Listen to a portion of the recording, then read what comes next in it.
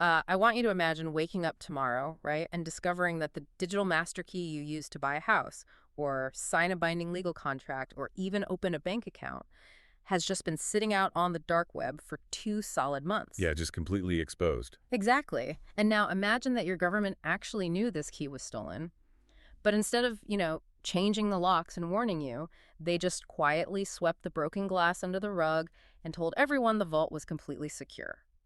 Right, it creates this absurd reality. Like, the people operating the vault are putting out press releases about how impenetrable their steel doors are, while the thieves who broke in are standing outside in the town square, literally handing out the blueprints to anyone who walks by. It's wild, and that profound disconnect really brings us to the core of today's deep dive. So, we are taking a magnifying glass to the catastrophic May 2026 data breach of Uruguay's TuID system. Which stands for To Identidad Digital, or your digital identity. Right. And our mission today is to trace the complete, untangled timeline of this incident.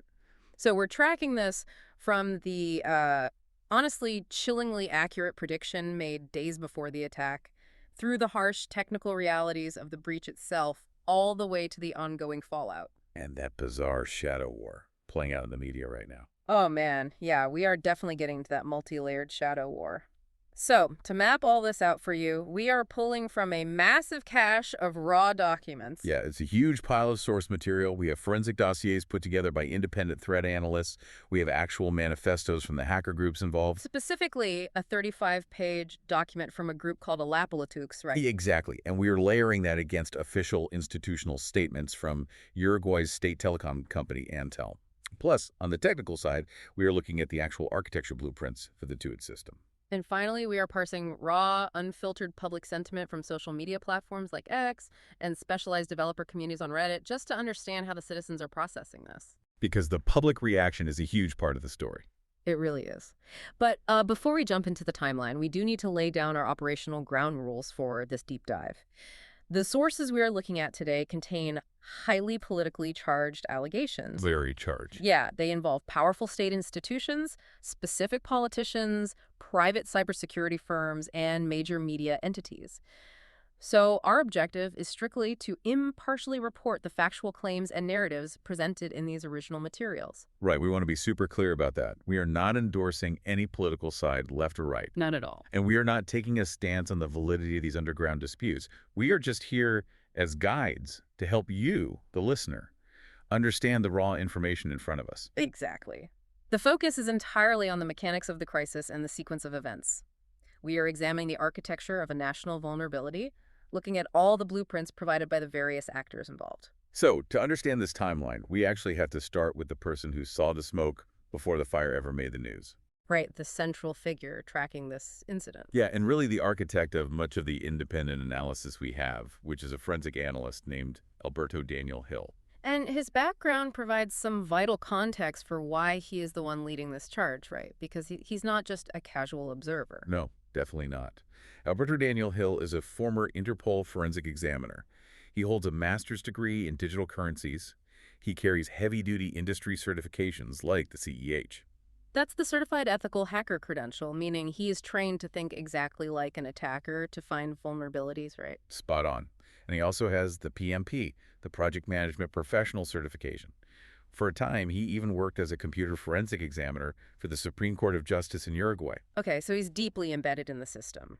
But the reason he commands such respect in the underground, and the reason he's so fiercely critical of institutional opacity, stems from a deeply traumatic personal history. Yeah, back in 2014, he became the first person in Uruguay to be wrongfully imprisoned for a computer-related crime. The infamous admin case. Right.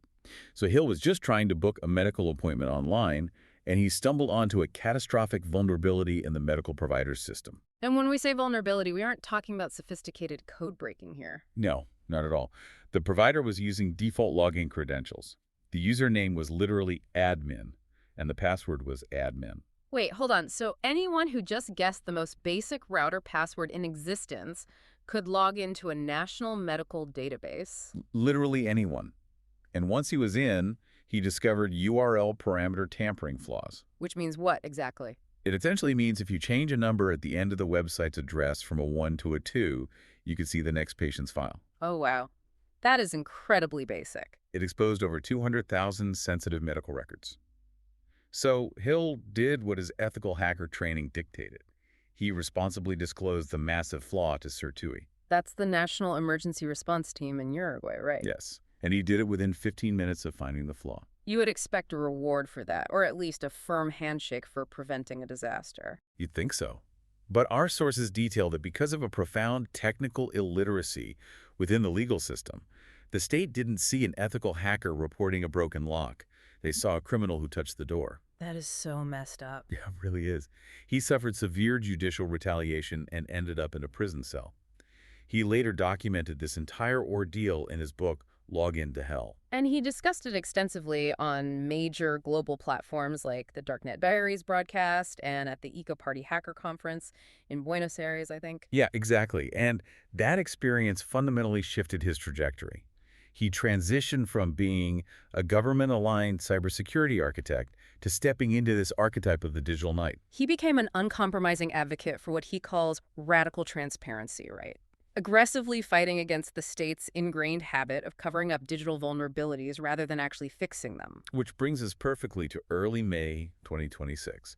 Around May 4th or 5th, Hill goes on his audio show, the Cybermidnight Club, and his social media channels, and he issues a very public, very specific warning. He tells his audience that a salty, meaning a major, incredibly impactful hack, is about to hit Uruguay. Right.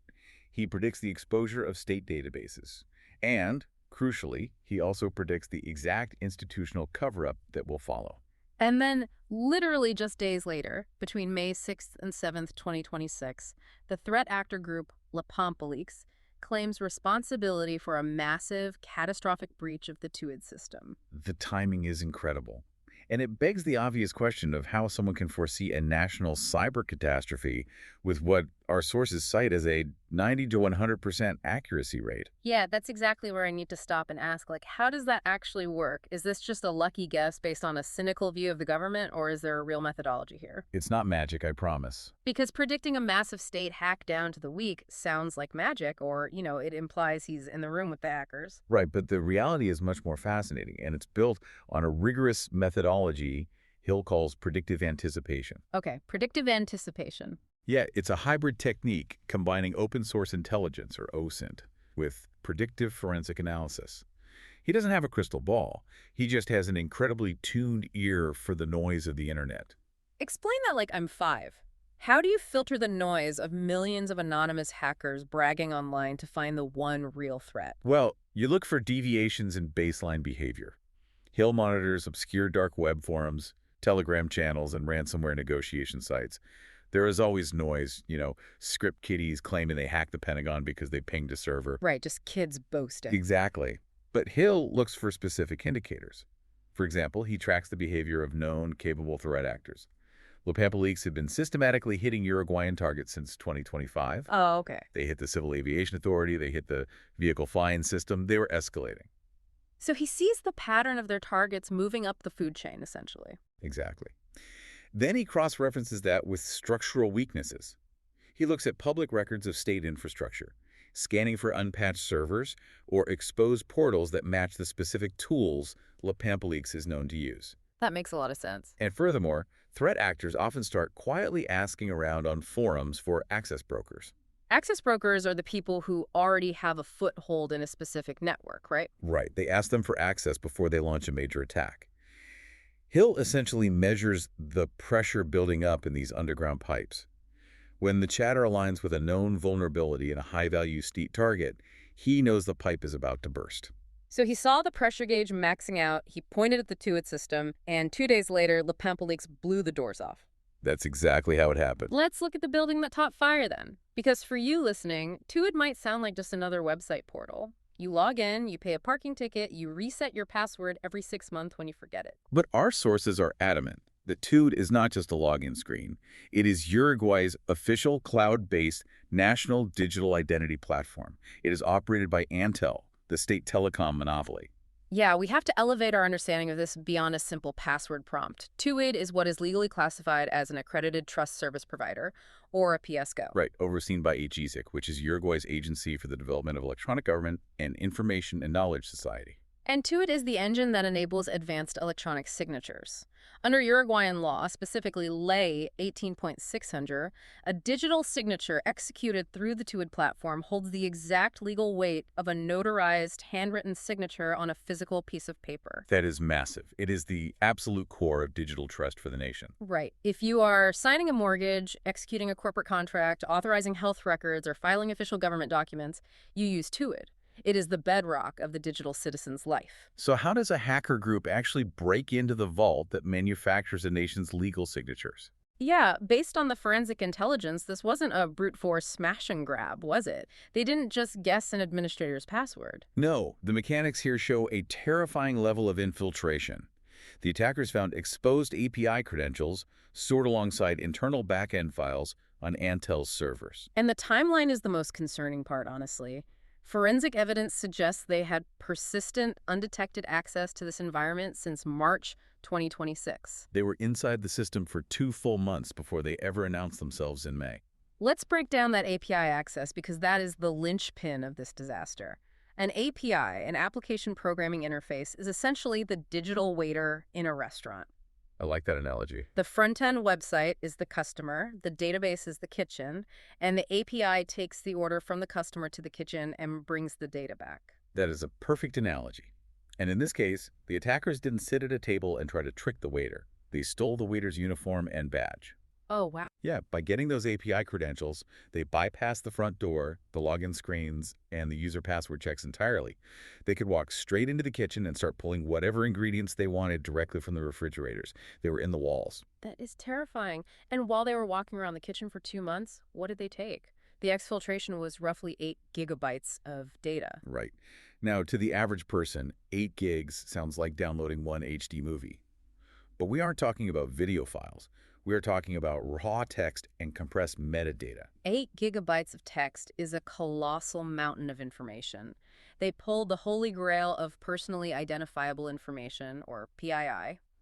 We are looking at national ID numbers, full legal names, dates of birth, physical addresses, More than 400,000 verified email addresses. and over 87,000 phone numbers. But the scope of the theft goes far beyond contact lists. They extracted the biometric validation statuses and the security levels of the citizens. They pulled cryptographic metadata. Yeah, the forensic blueprints mention the theft of IDSIG identity text files and digital certificates. Stop right there for a second. Let's explain what an AdSig identity text file is and why a listener should care that it was stolen. Go ahead. Think of it as the digital notary stamp. When you make an advanced electronic signature, the system generates a cryptographic transaction file that proves you, and only you, using your biometrics and verified identity, executed that signature at a specific exact moment in time. So by stealing these files, along with the underlying certificates, the attackers grab the mathematical proof that the system uses to guarantee a signature is authentic. Exactly. They also stole internal Antel infrastructure blueprints and Cisco Meraki configurations. To bring that out of IT jargon, Meraki configurations are essentially the digital floor plans for a network's firewalls and routers, right? Yes. The attackers downloaded the maps of how Antel routes its internal traffic, where the security cameras are pointing and where the blind spots are. So they compromise the entire environment where trust is manufactured. And Leaks didn't just quietly sell this data to the highest bidder. They engaged in straight-up psychological warfare against the state. This was a public humiliation campaign. To prove they had the keys to the kingdom, Leaks released screenshots on underground forums, which immediately bled over onto X. And these screenshots showed the internal back-end dashboard of TuID. But they didn't just show random citizens.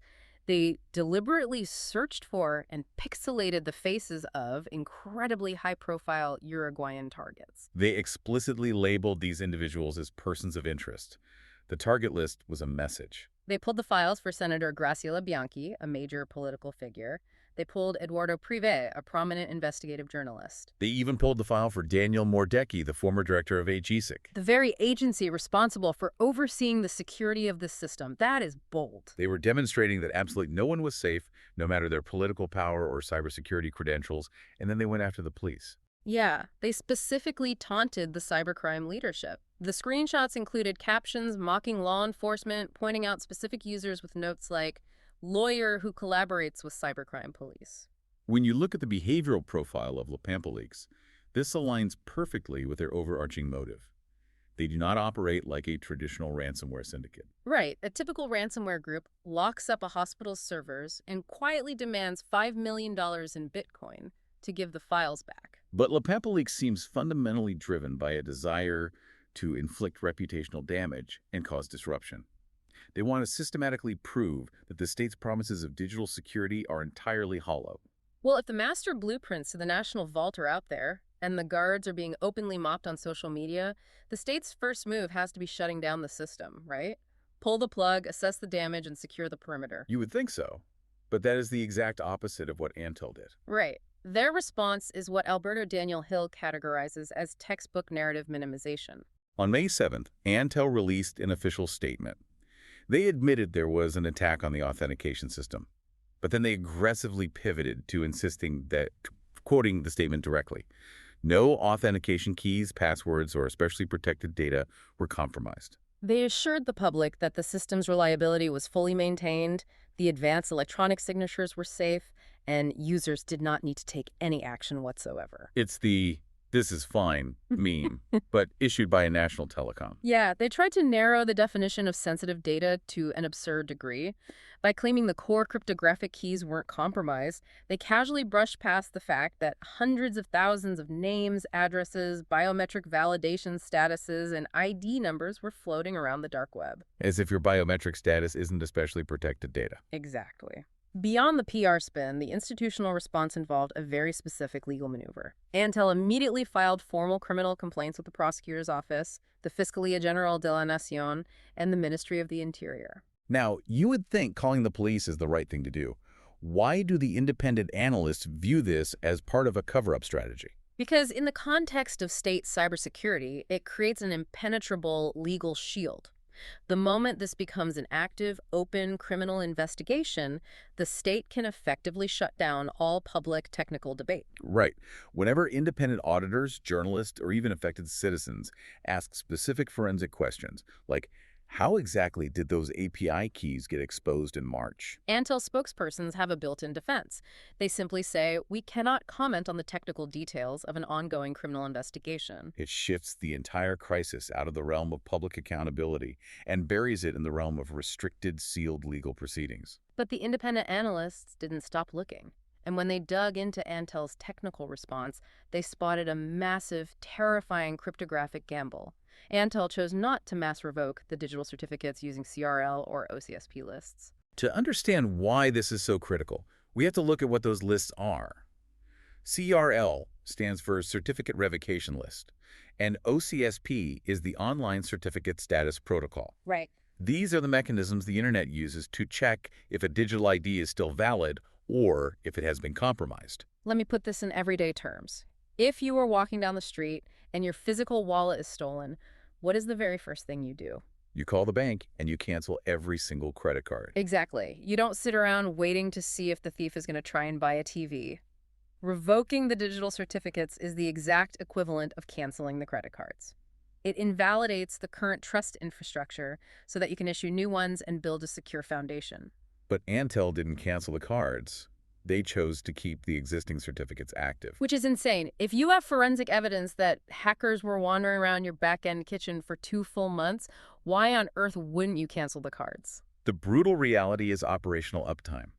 Revoking those certificates would have effectively taken the entire TuID system offline. Ah, I see. It would have halted digital government services, paused online banking transactions, and frozen legal contract signings across the country until every single user could be re-verified and issued a new certificate. So the state made a calculated decision. They prioritized keeping the digital economy running over ensuring cryptographic security. Exactly. But the independent experts point out the fatal flaw in that logic.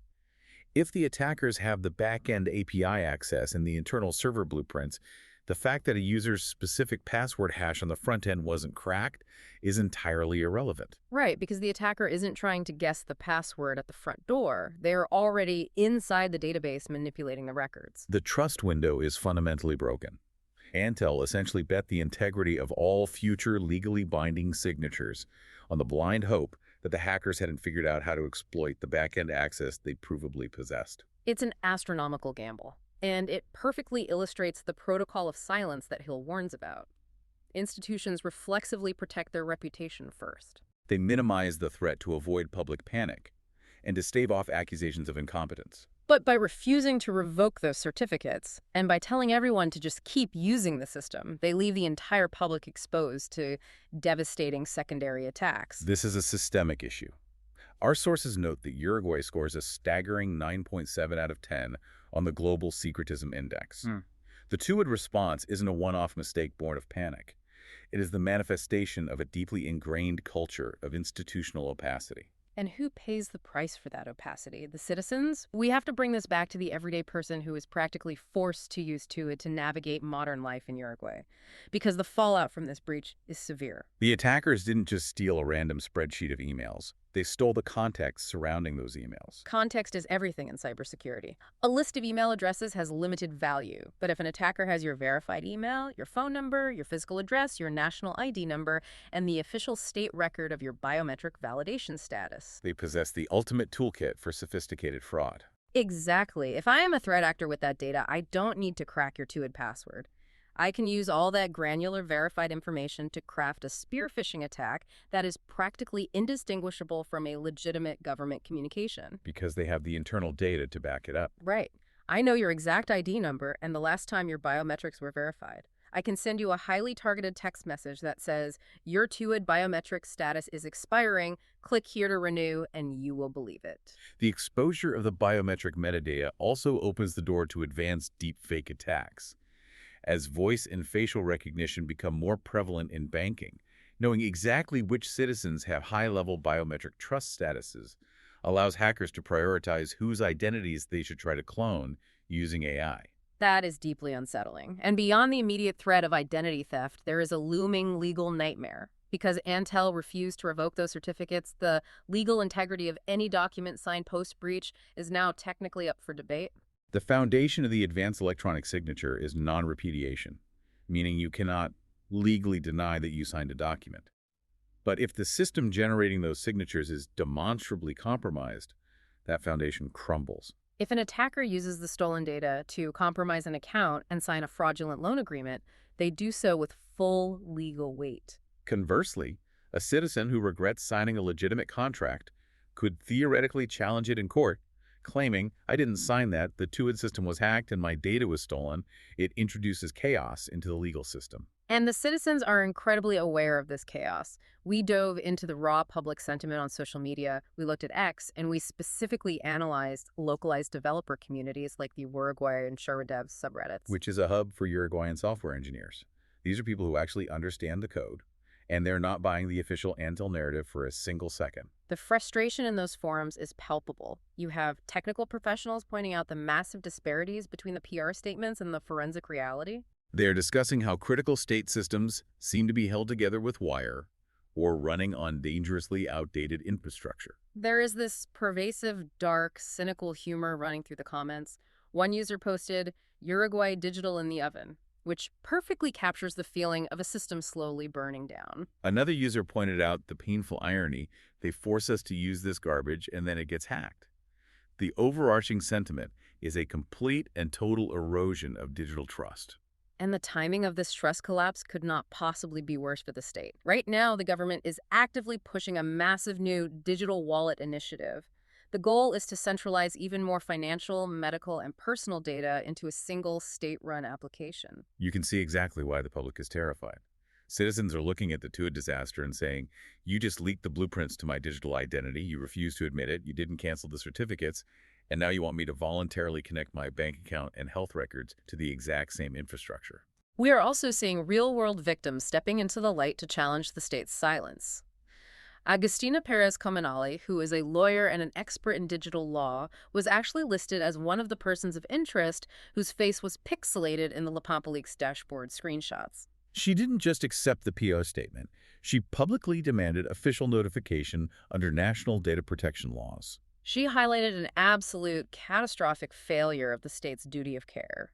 Antel was happy to issue a vague press release to the newspapers, but they completely failed to individually alert the actual victims. They didn't email the 400,000 affected citizens to say, your data has been compromised. Here are the steps you need to take to protect yourself. Her demands strike at the heart of a major legal controversy. Uruguay actually has robust legislation designed specifically to handle these exact scenarios.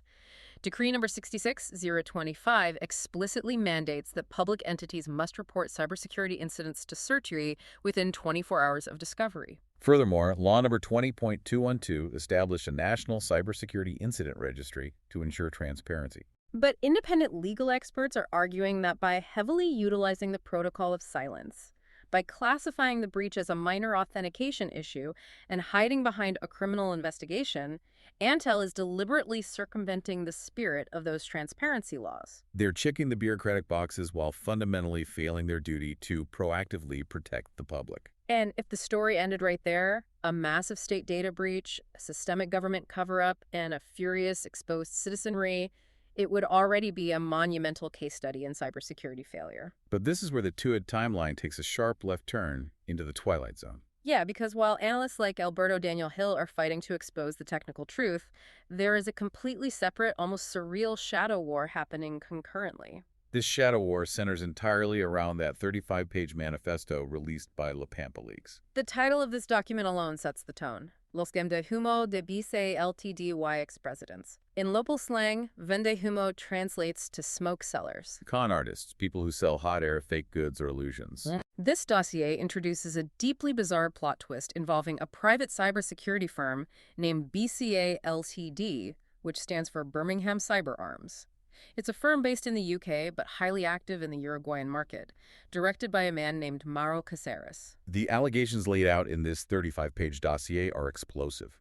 The Pampa Leaks claims that BCA LTD literally invented a fabricated hacker persona, originally named ex-presidents, which later rebranded to dead presidents. According to the Hackers Manifesto, BCA would use this fake persona to post incredibly low-quality, insignificant data leaks on dark web platforms like breach forums. When we say low quality, we aren't talking about gigabytes of back-end data. We are talking about microscopic files.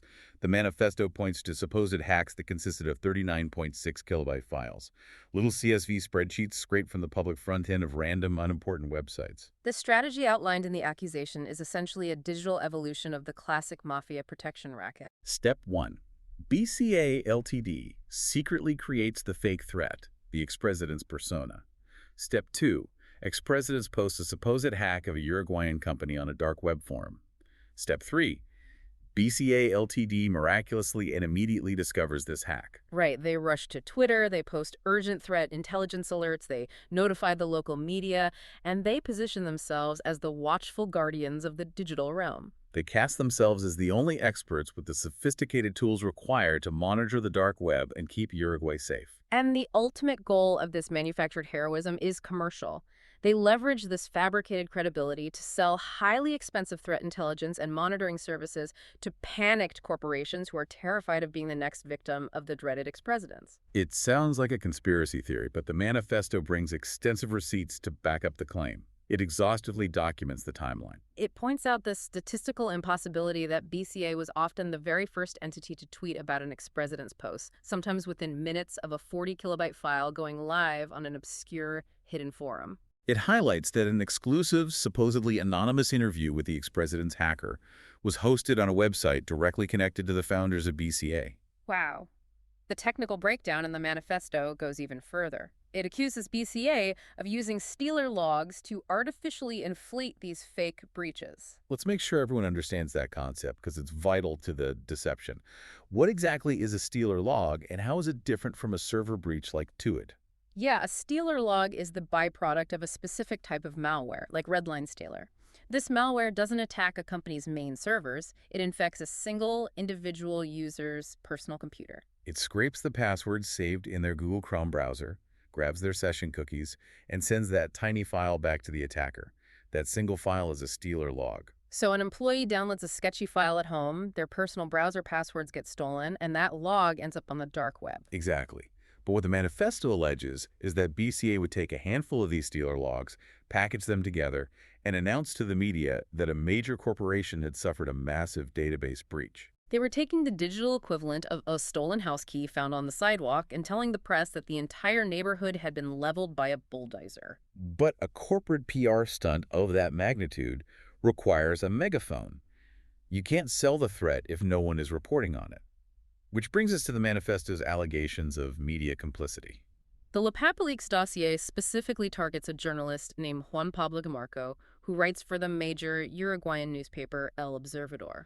The claim is that DeMarco effectively, whether wittingly or unwittingly, acted as a PR mouthpiece for BCA LTD. The hackers allege he published a stream of exclusive stories based entirely on the unverified intelligence fed to him by BCA, thereby inflating the threat of these fabricated attacks and granting them mainstream, unquestioned legitimacy. The dossier provides specific, highly embarrassing examples of this cycle. They call out the supposed hacks of a company called HG, which is actually a subsidiary of Antel, and a ticketing platform called TickAntel. The ex-president's persona claimed to have stolen 12 gigabytes of sensitive HG data. BCA immediately reported it as a catastrophic breach. El Observador published the terrifying headlines. But the reality, which HG was forced to address internally, was that there was no 12-gigabyte server breach. A few employees had fallen for a basic phishing scam, resulting in some stolen credentials. The manifesto argues that BCA intentionally inflated this fake 12-gigabyte hack into a massive media event specifically to drown out and overshadow the very real 8-gigabyte hack that the PapaLeaks had just executed against the TuID system. And this is exactly where these two parallel storylines violently crash into each other. PapaLeaks has just humiliated the state by stealing the blueprints to the National Identity Vault. But they are furious that the media is ignoring their real hack to focus on the fake HG breach. So LaPapaLeaks starts publicly mocking and debunking the ex-president's persona on the dark web. They call out the tiny file sizes, they expose the stealer log tactics, and they humiliate BCA LTD in front of the underground community. According to the 35-page dossier, this public unmasking threatened BCA's entire business model. So BCA LTD decides to retaliate. And here enters one of the most tragic and bizarre figures in this entire saga, the 19-year-old scapegoat. The manifesto claims that BCA, desperate to shut down LaPapaLeaks and regain control of the narrative, digs up an old doxa leak of personal identifying information from years ago. This dox identifies a 19-year-old kid in Uruguay who operates online under the handles Vladi, or Uruguayo337. BCA allegedly packages this intelligence and feeds it to El Observador and to law enforcement, definitively claiming that this teenager is the mastermind behind LaPapaLeaks, the architect of the TuID breach. And the state, which is currently drowning in the public relations disaster of the real TuID hack, sees a golden parachute. They are desperate for a quick, decisive victory to show the furious public that they are in control. So Uruguayan authorities raid this 19-year-old's house and arrest him. They parade the arrest to the press, aggressively pushing the narrative that they have captured the mastermind, effectively attempting to close the book on the TuID investigation. The problem is, the entire underground technical community pushes back immediately. Security analysts and even rival hacker groups loudly claim that this 19-year-old was nothing more than a low-level reseller for a bot network. He didn't possess the sophisticated coding skills, the deep knowledge of API architecture, or the operational security required to persistently infiltrate a national telecom backend for 2 months. Let me stop and make sure we are looking at the full picture here because it is staggering. We have a confirmed devastating data breach of a national identity system. Real biometric data, real API keys, real legal trust infrastructure stolen. But the entire public conversation gets hijacked by a corporate protection racket designed to frame a teenager. How is the public supposed to separate the actual systemic risk from cyber mercenary marketing campaigns? They almost can't. And that is what independent analysts highlight as the ultimate existential danger of this ecosystem. What this shadow war demonstrates is a deeply unregulated, almost chaotic cyber landscape, where the truth is entirely obscured by competing agendas. Let's break those agendas down. First, you have private threat intelligence firms that operate with zero oversight.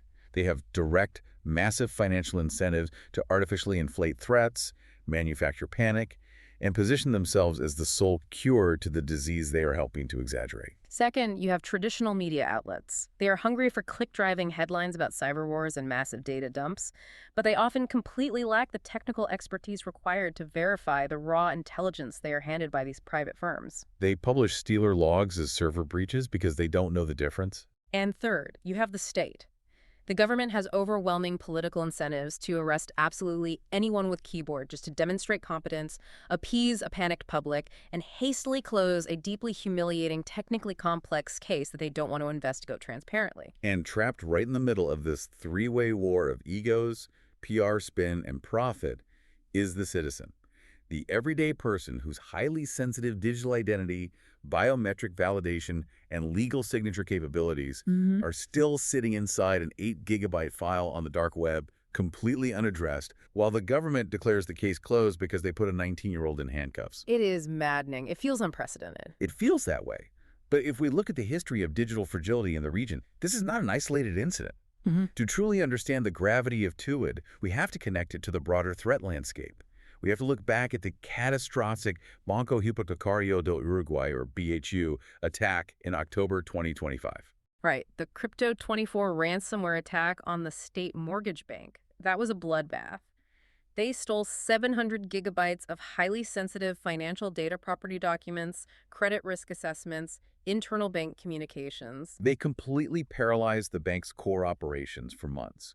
People literally could not pay their mortgages because the systems were bricked. Exactly. But contrasting the BHU attack with the TuID attack is vital to understanding the evolution of the threat. The BHU incident was an operational collapse. The ransomware encrypted the servers, they went dark, the digital doors were padlocked shut. It was obvious and undeniable. The TuID attack is vastly more insidious. It is a trust collapse. The servers stayed on, the digital doors remained wide open, but the very concept of identity and authenticity within those servers is now permanently tainted. But the unifying thread between the two disasters is the state's initial reaction. In both cases, the immediate institutional response was to deploy the exact same protocol of silence. When BHU was hit with a devastating ransomware infection that paralyzed a national bank, their PR department initially released a statement calling it a minor technical problem causing temporary delays. They maintained that fiction right up until Alberto Daniel Hill, utilizing that same predictive anticipation methodology, publicly called them out. He analyzed the downtime, mapped the technical indicators, and announced it was a major ransomware breach days before the hackers even confirmed it or the bank was forced to admit it. The state's instinct is always to deny until the evidence makes denial physically impossible. So, synthesizing everything we've looked at today, the blueprints, the hacker manifestos, the PR statements, the arrests, what does this timeline ultimately mean for the future? The absolute key takeaway from all the data is that the TuID breach cannot be dismissed as a mere technical glitch or a temporary oversight. It represents a fundamental structural violation of the digital social contract. The timeline proves that Alberto Daniel Hill's initial prediction was flawlessly accurate. The exfiltration of the data was profound, striking at the cryptographic core of the advanced electronic signature system. And the institutional response has arguably caused more long-term damage than the hack itself. By deploying narrative minimization, by actively refusing to revoke the compromised digital certificates just to keep the system running, and by eagerly accepting a convenient 19-year-old scapegoat handed to them by a private firm with massive conflicts of interest, the state has systematically eroded public trust. You simply cannot sweep 8 gigabytes of a nation's foundational digital identity under the rug and expect the citizens not to notice the massive, jagged lump in the floorboards. The erosion of trust is particularly dangerous right now because the state is not pausing to reassess. They are accelerating. They are actively pushing for greater centralization of citizen data through initiatives like the upcoming digital wallet.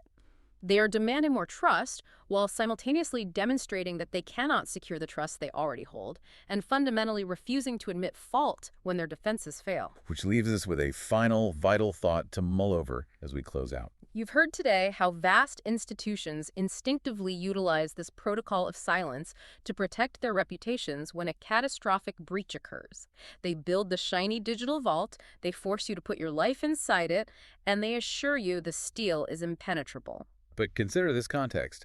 As governments all over the world rush to mandate interconnected digital wallets, centralized biometric IDs, and entirely cashless societies, If the architect of the vault refuses to even admit when the front door has been ripped off the hinges, is the relentless push for a fully digital society actually about creating convenience for you? Or is it fundamentally about constructing a system where you, the citizen, bear all of the risk of exposure while the state ensures it bears absolute zero accountability? When the diagnostic scan of our critical digital infrastructure clearly shows a shattered bone, but the institutional doctors aggressively refuse to even look at the X-ray, it is always the patient who is left to suffer the consequences. The vault is cracked open, the master blueprints are gone, and the bank is just smiling and telling you to keep making your daily deposits.